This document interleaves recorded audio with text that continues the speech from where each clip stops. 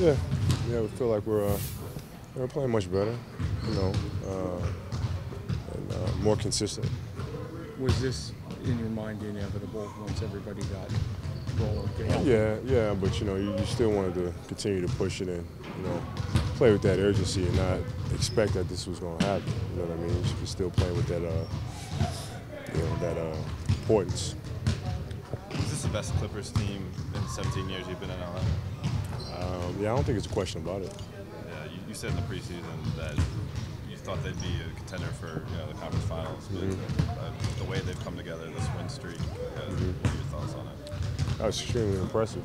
I mean, to put together win streaks that are that long, shows a lot of focus, shows a lot of unity, and a lot of depth. Because they can beat you multiple ways. If you have a winning streak that's that extensive, you have to have guys coming in from all aspects of the game. Is it funny to see like Ronnie and Lamar and Matt in that uniform? Well, yeah. I mean, they have a lot of guys who've played together before. LeBron too. Yeah. So, they're very familiar with each other. So even though it seems like they slapped a lot of talent together, which they did, but a lot of those guys have been together before, and you understand how to play together. I know earlier in the season you were really high on Crawford, just the bench. Like, just as a unit, how do they kind of make everything fit? Well, I mean, they play through Crawford a lot with their second unit. Similar to how Oklahoma used James a lot last year. He's really a big punch for them offensively coming off the bench, and Bledsoe I think extremely highly of, and how I feel about Lamar and Matt and those guys. So I mean, they have a lot of guys who are just willing to play their roles and allow Jamal Crawford to be aggressive offensively. How was your experience on Twitter? I saw you did the Nike basketball. It was cool. It was fun. I had a good time talking with a lot of the fans. I mean, the coolest thing about that was the one-on-one interaction. And it was like, I was getting, flooded with text messages, from fans, and it was pretty cool to be able to have a dialogue back with them. I enjoyed it. So is there going to be a Kobe Bryant actual account, or is that just maybe. I mean, the one thing about me is that I really, when I'm doing it, I enjoy doing it, myself, and putting the time into it. I don't know if I have the time available to really, give the fans the attention that they deserve. A couple weeks before, Vince Scully did it for the Dodgers. Oh, really? Yeah, two icons doing it for the first time. I mean, it tells you anything's possible, I wasn't very familiar with it at all. I kind of had to get familiar with it on the fly, and but it was fun. The Pope actually does one. Oh, really? Yeah. I don't know if he's tweeting himself, though. It's hard for me to imagine him up there, with the phone tweeting. Is there something about like social media at first that you're a little resistant or skeptical about using it? Well, I really just didn't know how to use it. Okay. But I decided, well, why not just give it a shot and talk to the fans directly, and I found it to be enjoyable. I mean, I had a good time. I heard a lot of great comments. You're able to get a lot of great feedback.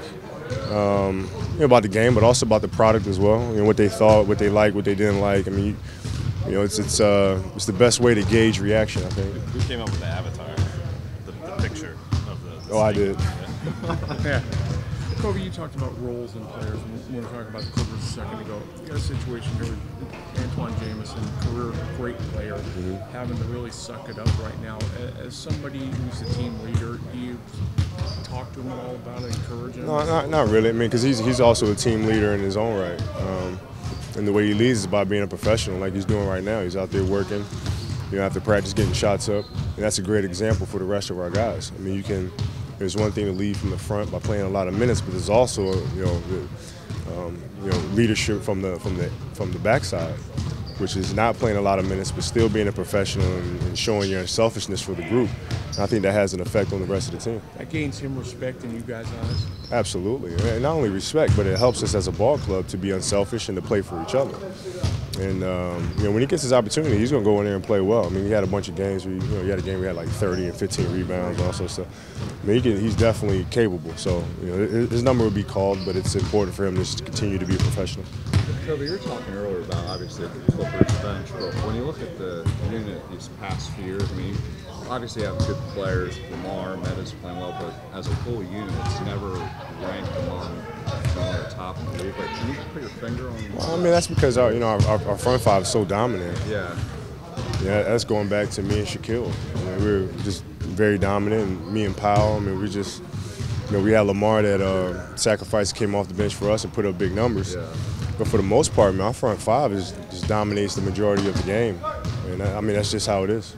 How much do you think with just the coaching changes, the personnel changing, does that contribute to that as well as far as challenges of finding that? No, I mean, they just don't get asked to do the same, really. I mean, it's just, I play a lot of minutes, Pop plays a lot of minutes, Dwight plays a lot of minutes. We have the ball the majority of the time. It's just different. The Clippers have players that come in with established reputations as being huge scorers, huge playmakers, and they play to it a lot, and it helps them out.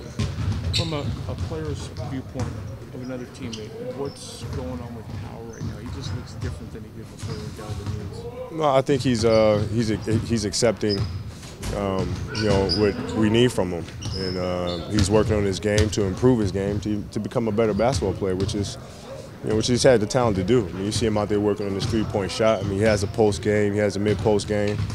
Now he's added a three-ball to his game, it just makes him a better player.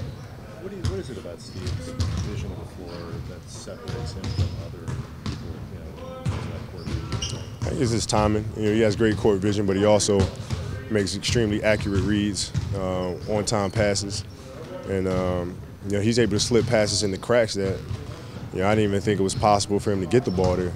And I think that's what separates him.